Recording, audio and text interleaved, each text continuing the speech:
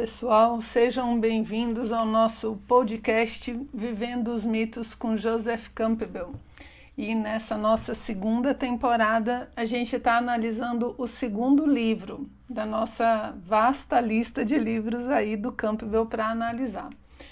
O capítulo 2 do livro sobre as deusas, né, o mistério do divino feminino, vai falar da deusa mãe criadora, né, que é o título do capítulo, e ele vai falar do Neolítico e do início da Idade de Bronze. Então ele vai falar dessas culturas, né, antigas aí, que a gente vai ter até uns 1600 a.C., 1400 a.C., e que tinham grandes cultos à deusa. O subtítulo do capítulo ele é o Neolítico, início da Idade do Bronze, né? O Neolítico, a gente pode colocar ele aí entre 10.000 e 4.000 a.C., então desde essa época a gente já tem registros do culto do feminino, e o início da Idade de Bronze, início da Idade de Bronze aí de 3.200 a 1.200 a.C., certo? Então ele está falando de culturas antigas, de algumas regiões específicas, que já tinham bem forte esse culto da deusa, o culto do feminino, né? A gente já viu que o culto da deusa está sempre muito associado a culturas agrárias, né? A culturas que trabalham a terra, que plantam a terra. E essas culturas, elas têm 3 centros, né? Campbell coloca 3 centros principais dessas culturas agrárias no mundo. Ele vai falar do sudoeste europeu e o Oriente Próximo, o sudeste asiático e a América Central. A América Central, né, que seria aqui para as bandas de cá, né, ele não vai comentar, ele vai falar sobre a região ali da Anatólia, onde seria hoje a Turquia, e os Balcãs, Grécia, por aquela região ali, certo? Mais ou menos nessa área que ele vai focar esse capítulo. Por quê? Porque é lá que tem uma das cidades onde se encontrou muita coisa sobre a deusa. Então, a partir daquela cidade, né, se tira várias conclusões ali sobre a região. E essa cidade, que eu vou arriscar falar o nome para vocês, Çatalhöyük, seria justamente na Anatólia, que hoje é na Turquia. É nessa cidade que ele vai falar de diversos elementos, isso na primeira parte do capítulo, e na segunda ele vai falar muito sobre Creta, ok? Então, esse capítulo está mais ou menos dividido dessa forma. Então, a gente tem esse centro agrário, né, onde a gente vai encontrar as funções femininas associadas à terra. A gente sempre tem que lembrar que essa ideia de receber a semente, nutrir a vida, sustentar a vida, são sempre relacionadas à terra e à mulher, né? A terra recebe a semente, a mulher recebe o sêmen.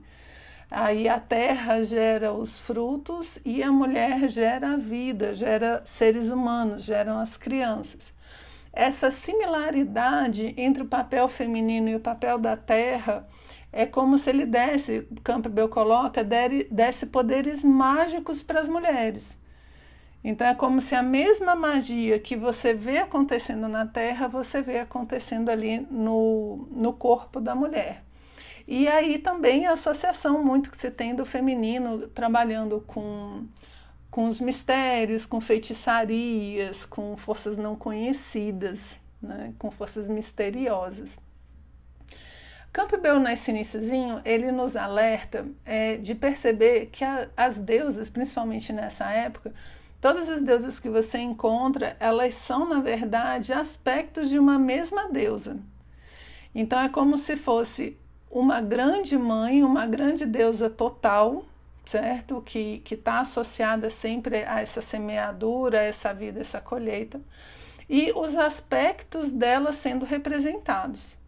Então, sempre que você encontra alguma figura feminina, elas estão representando a mesma deusa.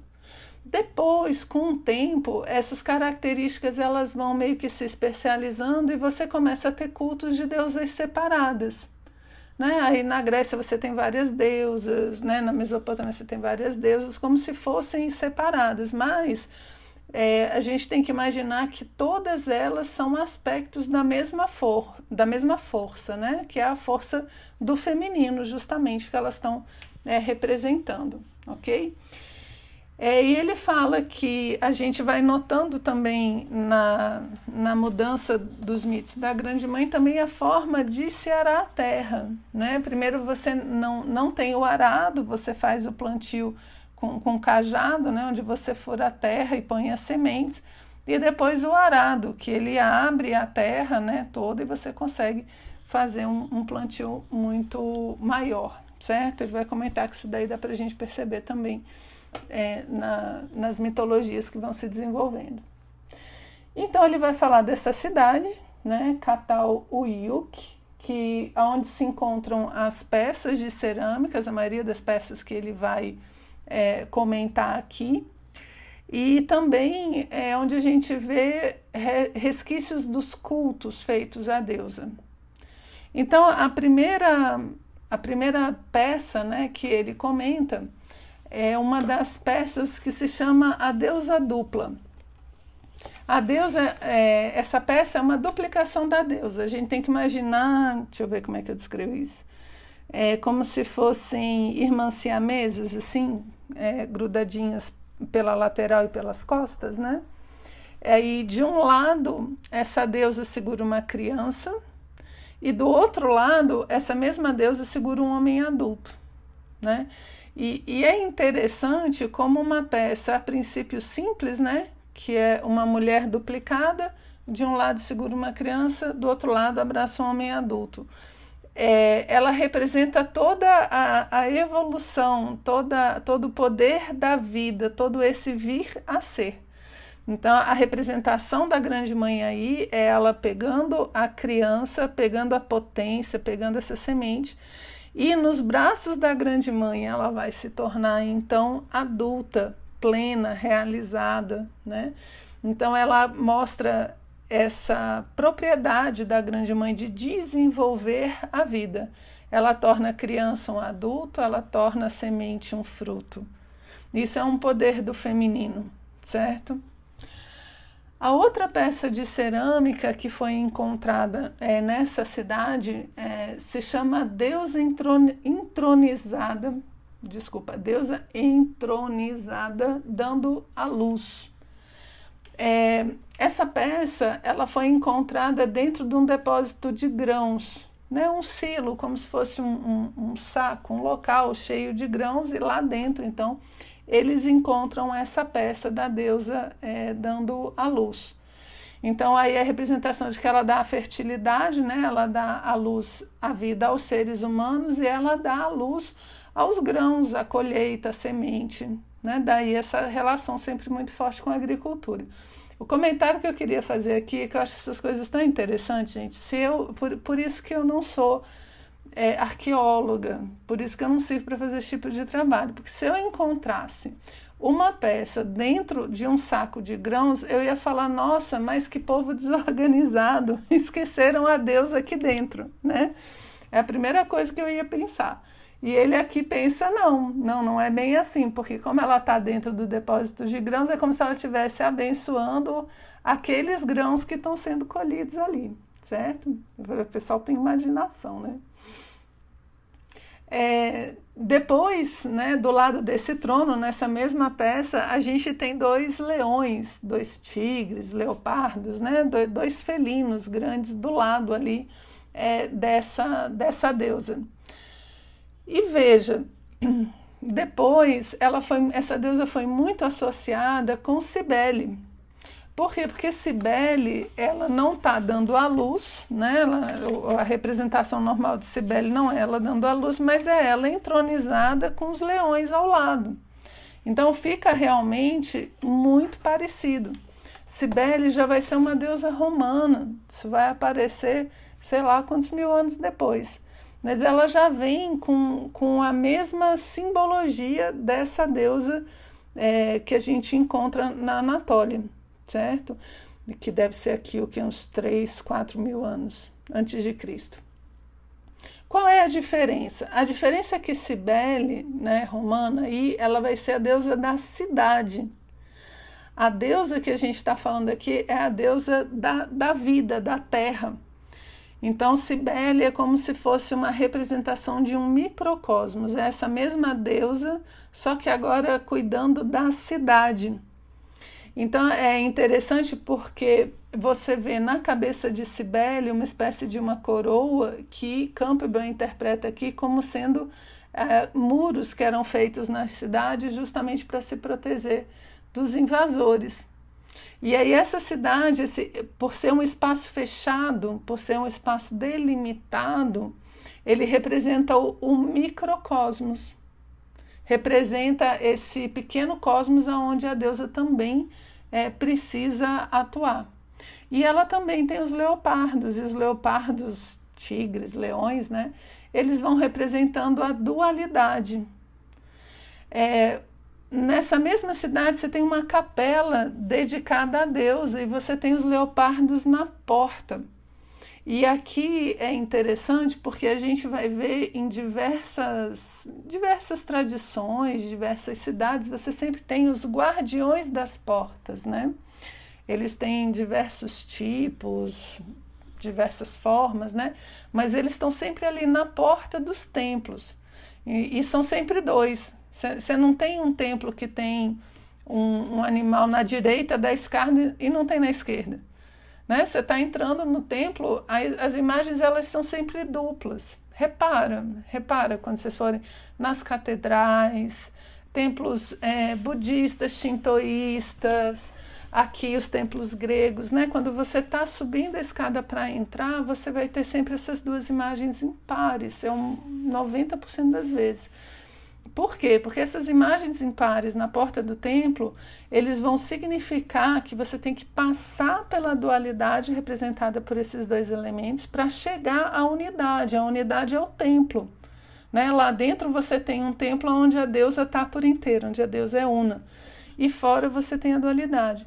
Então é preciso superar a dualidade para chegar ao centro, à unidade, ao espiritual.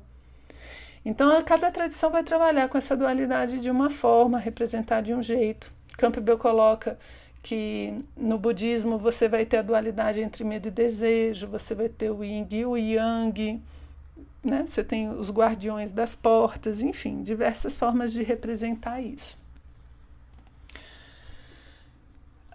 Depois disso, né, ainda nessa cidade, a gente tem uma estátua da deusa dando à luz, só que agora há uma cabeça de touro. Aí você fala, ai meu Deus, lá vem essas coisas estranhas de mitologia, né? Vamos ver os símbolos, né? O primeiro símbolo do touro, gente, é que ele é associado à lua. Depois você vai ver isso no Egito, você vai ver isso em vários lugares. O chifre é uma representação da lua crescente, porque ele fica na mesma forma da lua crescente, né? Como se fosse um semicírculo, assim. Então, esses chifres representando essa lua crescente associa o touro à esfera celestial, associa ao céu, associa ao elemento da lua, que morre e ressurge, que morre e renasce. Ele faz uma colocação interessante sobre a lua, que ele fala assim, que a lua, ela traz nela mesma a própria morte dela, que é a sombra. Então, a sombra que a própria luz traz vai tirando ela do horizonte, né? Então, ela já traz o fim dela em si, assim como a gente também, né? A gente nasce e a gente já traz a nossa própria morte, assim, né? A nossa vida já traz esse fim. E a lua também tem isso, ela já traz essa sombra que vai dominando ela até que ela deixa de existir. Só que ela ressurge, né? Ela vem para um novo ciclo. Então a lua, além dessa finitude, ela também representa a ciclicidade, a continuidade através dos renascimentos. Então a lua some, mas ela volta. Aí você fala assim, Renata, mas o sol não faz isso, não? Não, o sol se põe, o sol não some. Tanto que a maioria das tradições fala que o sol, ele passa pela noite para ressurgir, mas ele é sempre o mesmo. Então o Sol ele é símbolo de unidade e constância. E a Lua é símbolo de renascimento, né? E de mudanças de ciclos. Por isso vai ser muito associado à reencarnação, ok? Que é esse renascimento da Lua, né? Então, essa questão sempre vai ser presente também, a questão do renascimento, dentro do mundo vegetal. Lembra que a gente está falando de civilizações agrícolas, né? Por que esse renascimento está presente? Porque você tem um fruto, esse fruto cai na terra, ele apodrece, se decompõe, alimenta aquela semente vai fazer surgir uma nova planta, uma nova árvore. Então, esse mesmo retorno, né, essa mesma volta, você apodrece a matéria, mas ela depois volta nova em uma nova vida. Também fala de ressurgimento, de renascimento. Então, muito forte nessas tradições, né? E aí, então, essa deusa que eles encontraram, ela está dando nascimento a um touro. Então, é como se esse touro ele fosse um renascimento constante, como se a deusa constantemente fosse dando a luz. Ela não dá luz só a um aspecto, ela dá luz a vários aspectos da vida que se renovam. Dentro de outro templo dessa mesma cidade, ele diz que aparece um outro elemento que complementa esse mito, que é o abutre. O abutre, né, que a gente é mais para um urubu assim, ele vai comer a carcaça. Então ele reabsorve a matéria. Então, nesse mesmo templo onde você tem o touro, né, nascendo, você tem o abutre comendo a carcaça do corpo. Então você tem nascimento e morte, nascimento e renascimento juntos, né, com o touro que está nascendo e o abutre que está comendo ali a carcaça, né? A deusa então reabsorve os corpos. A mesma deusa que traz a luz é a mesma deusa que depois recebe esses corpos de volta. E aí ele botou uma frase que eu achei bem elucidativa e bem forte. Aquela que alimenta torna a devorar. Aquela que alimenta é a deusa, né? Ela traz a vida. E ela torna a devorar a mesma vida que ela trouxe ao mundo, né?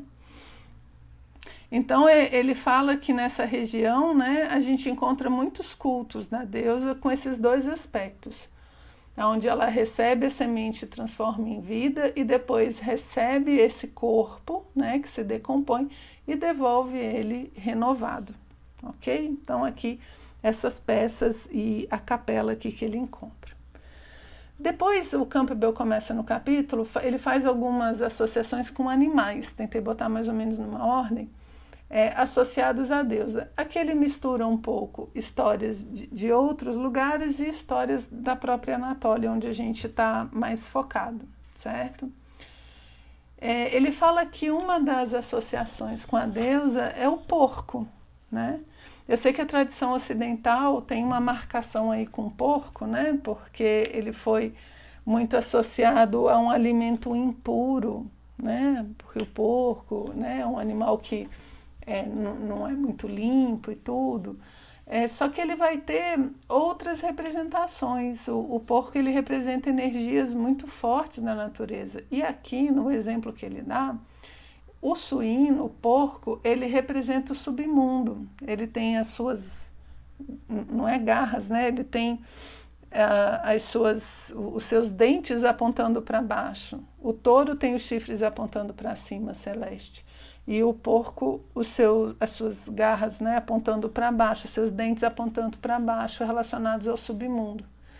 E ele conta de um povo que tinha um mito relacionado aos sacrifícios, a você sacrificar esse porco para poder entrar no submundo. É como se ele fosse uma espécie de um pedágio, né? Então ele fala de um mito que diz que quando o homem morre, ele vai em direção a um vulcão, onde os espíritos dançam. E nesse caminho ele encontra uma deusa, e essa deusa está ali para devorar ele, né? Aí é a deusa com aquele papel de renovação, de receber esse corpo e renovar ele para trazer uma nova vida. Então a deusa está ali para devorar o cidadão.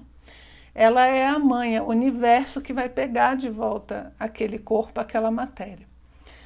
Aí quando ele se aproxima dela, ela desenha no chão um labirinto e apaga metade.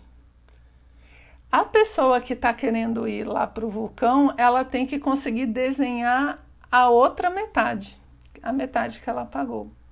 É como quem diz assim, você aprendeu as coisas certas na vida, você aprendeu o que realmente precisava ser aprendido, mostra aqui para mim, desenha a outra parte do labirinto. Já vou falar do labirinto, tá? E se a pessoa conseguisse fazer a outra metade, ela dava o porco para Deus e passava para ir para esse local, então, onde ele ia ficar junto com os espíritos, né, evoluídos ali. Então é interessante porque é como se você desse esse porco como um pedágio. E esse pedágio também era utilizado em um rito de amadurecimento masculino. Diz que essa mesma tribo, essa mesma região, eles davam um porco para o menino quando ele era muito novo e deixava ele se afeiçoar ao porco. Aí quando ele gostava muito do porco, ele era obrigado a sacrificar o porco. Olha só, gente, na nossa mentalidade de não deixar as pessoas terem nenhum desconforto, isso parece a coisa mais desumana do mundo. Mas vamos tentar entender a ideia que está por trás. Ensinar a criança, e ele vai passar por isso várias vezes, ele vai se apegar e vai ter que sacrificar vários porcos aí. O que esse rito está ensinando para ele? Aprender a sacrificar as coisas que ele ama. Não é deixar de amar as coisas, que é a mentalidade atual, né? Se eu tenho que me desapegar depois, então não vou nem me afeiçoar para não sofrer. Aqui não, aqui é aprender a amar e aprender a sacrificar. Por quê? Porque a deusa pede muitos sacrifícios. Parte do culto, o Campbell fala, parte do culto da grande mãe é aprender a se libertar. E quando ele consegue se libertar do porco, é como se fosse uma experiência psicológica de você poder se desligar, fazer com que as coisas não sejam esse peso, ok? Sei que para a nossa mentalidade atual é muito estranho, mas eu acho que a gente poderia ter outras formas de ensinar as pessoas que é preciso muitas vezes sacrificar coisas que nós amamos, desapegar de coisas que nós amamos, de pessoas, enfim, e não evitar esse sofrimento a qualquer custo. Então aqui um rito de passagem masculina, né, que ele coloca. Outro animal, então, já comentei com vocês, que é o touro, né, que representa esse mundo celeste. E aí o touro com o porco fazem uma dualidade dentro dessas tradições, tá? Aí ele agora vai falar de outros animais também associados ao culto à deusa. E ele fala de uma estátua que foi encontrada, eu achei bem interessante, primeira vez que ele falou disso eu já achei bem interessante, de uma estátua que foi encontrada da grande mãe, que é uma representação dela com um pescoço enorme. Então é uma estátua, né, pequena, onde o que se destaca é a cabeça de pássaro, os seios fartos e o pescoço longo. O nome que ele dá aqui é Deusas de Pescoço Longo, cerâmica do período neolítico na Grécia, 5.900 a 5.700 a.C. Eu procurei na internet, eu não achei, mas fica aqui as indicações, né? Se você conseguir encontrar. É bem interessante. Por quê? Porque é feia. A gente está acostumado com as coisas gregas lindas, né? E para a gente, principalmente quando a gente não conhece o símbolo, esse tipo de arte, de peça, né? A gente acha ela antiestética. Só que ela é bem simbólica. Olha como Campbell interpreta. Ele fala que esses três elementos que estão em destaque, cada um tem uma representação. A cabeça de ave, a ave que voa e ganha os céus, vai representar o voo espiritual, que é para onde a grande mãe pode levar você. Os seios fartos vão ser justamente a ideia de dar o alimento, de nutrir a vida. E o pescoço longo é quando esse pescoço ele parece uma coluna. Então a grande mãe aí é o pilar do universo, é o centro, né? É a sustentação do cosmos. A deusa é o axis mundi, é o eixo do mundo. Eu acho isso bonito, acho que é porque eu tenho um pescoção também, sabe? Aí quando eu vejo isso simbolicamente, eu fico um pouco mais conformada com um pescoço longo aqui, com um pescoção. Ok, brincadeiras à parte, então, ele comenta aqui que muitas vezes você vai encontrando essas cerâmicas da deusa e vai percebendo que ela não é só fertilidade, apesar de ser o elemento que mais caracteriza, né, mais se destaca, mas que ela tem 3 funções. Ela dá a vida para a pessoa, ela recebe a pessoa na morte e ela inspira a pessoa a ter realizações espirituais entre um e outro. Então ela está presente nos 3 tempos, passado, presente e futuro. Ela dá a vida para a pessoa, inspira os atos durante a vida e recebe ela na morte. Um comentário que ele faz também é que muitas representações que de início a deusa ou o próprio Deus, isso daqui é uma coisa que aconteceu em todas, né? Eles eram representados como animais, né? Que nem aqui a deusa com cabeça de pássaro, mas à medida que a representação vai ficando cada vez mais antropomórfica, os animais vão deixando de ser os deuses para serem acompanhantes dos deuses. Então, depois você não vai ter a deusa com cabeça de pássaro, você vai ter uma deusa, como era, por exemplo, acompanhada de um pássaro como pavão. Então, você antropomorfiza, né? Você faz elementos muito parecidos com o ser humano, e aí esses animais se tornam acompanhantes das divindades, ok? Um outro animal que ele fala que é associado à deusa também, e é um símbolo que eu acho muito interessante, sempre gostei, é o peixe, né? A deusa com forma de peixe, relacionada às águas primordiais. E ele fala especificamente também da Ram, a deusa Ram. E o que é interessante da Ram? É que ela vive em 2 dimensões, ela vive dentro da água e ela vive fora da água. Ela vive dentro do ventre, que seria a água, né? E ela vive no mundo exterior também, que é o lado de fora, o lado seco. Esse elemento, esse ser que consegue estar nos 2 lugares, né? Mostra a presença da Grande Mãe nos 2 lugares também.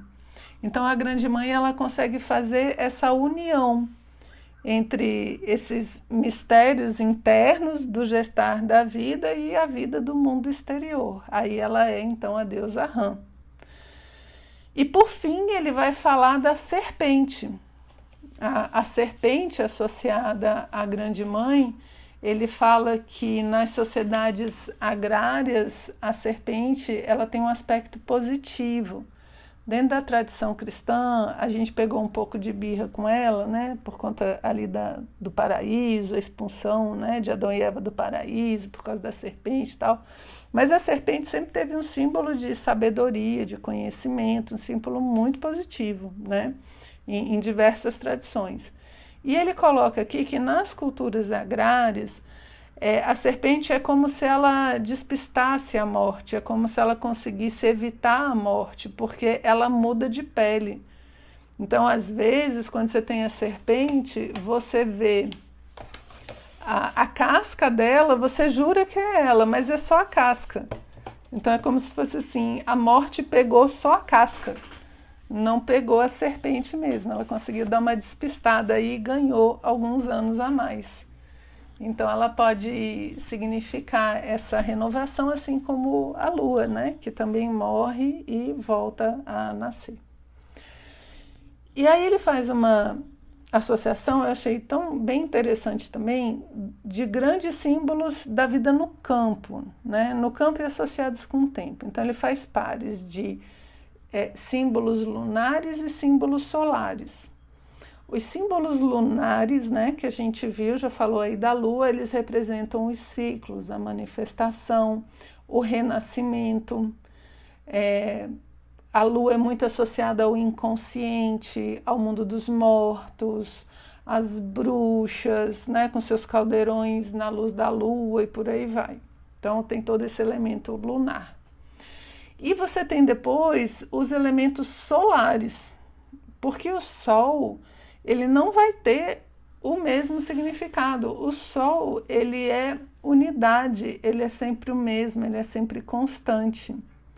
Então, ele não representa as transições, é como se ele representasse mais uma consciência plena, uma unidade que está presente, que é imutável.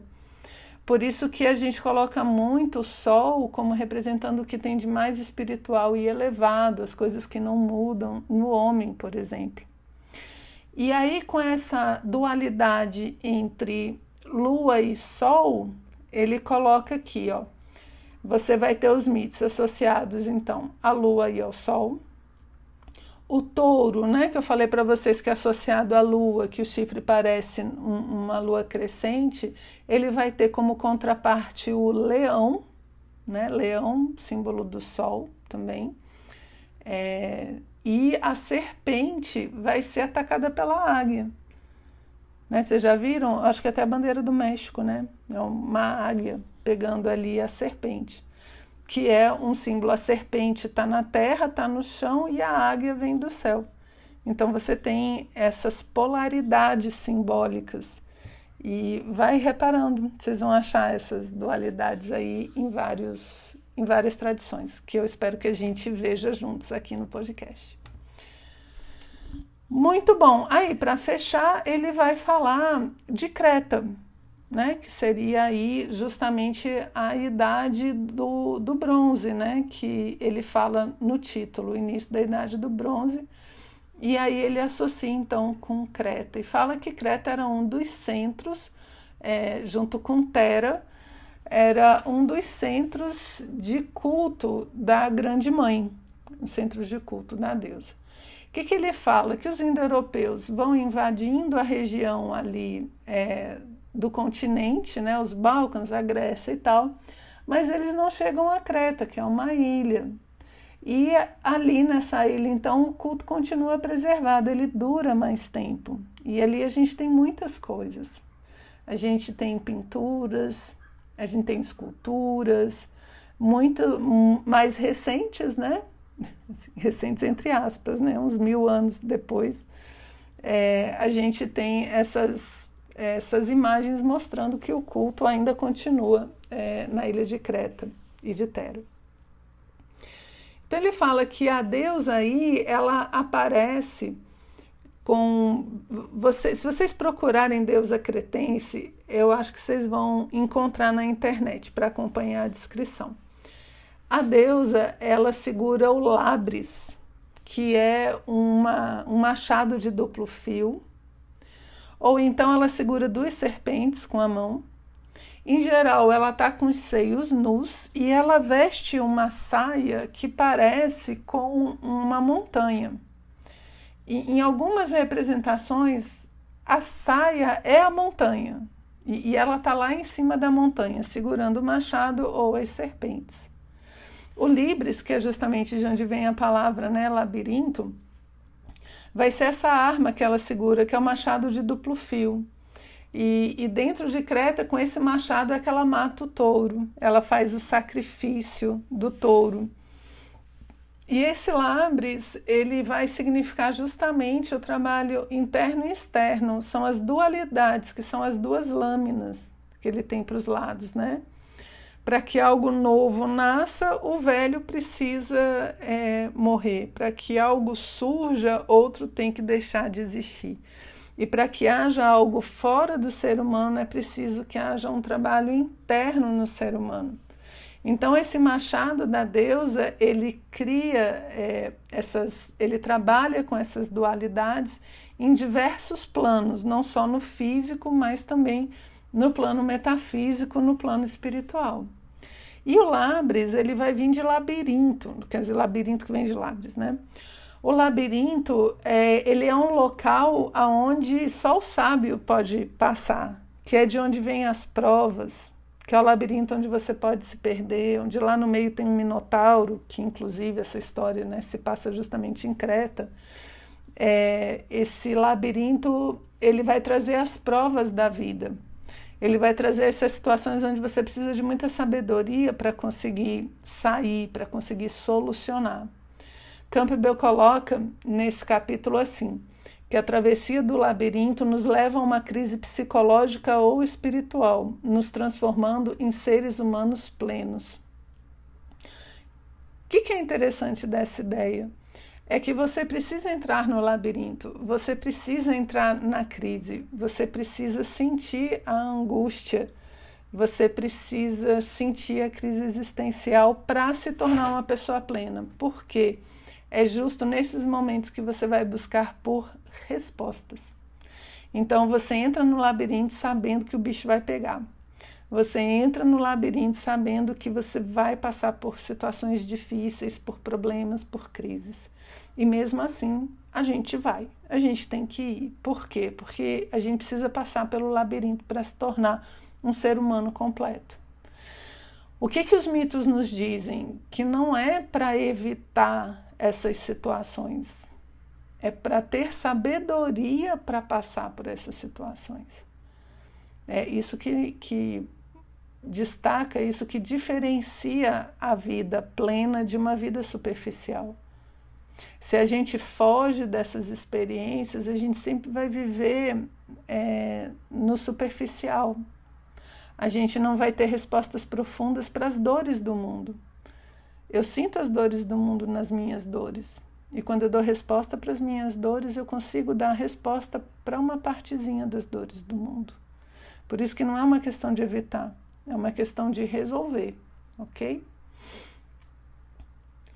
E aí ele termina, ele faz uma consideração aqui que eu achei bem interessante, que é sobre os dois tipos de conexão que esses mitos costumam fazer, que eles podem fazer.